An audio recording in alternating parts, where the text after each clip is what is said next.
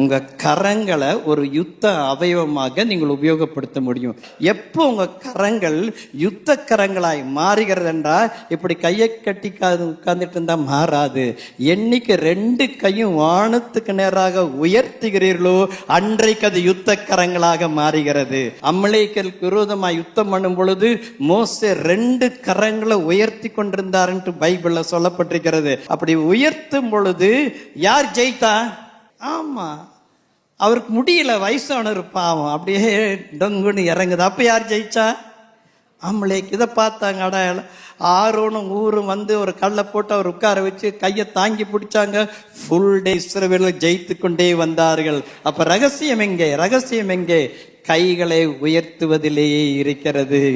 2 கையும் ஒரு நிமிடம் உயர்த்துங்க. எனக்கு விரோதமாக கிரியை செய்கிற பொல்லாத ஆவியே, குடும்பத்துக்கு விரோதமாய் போராடுகிற அசுத்த ஆவி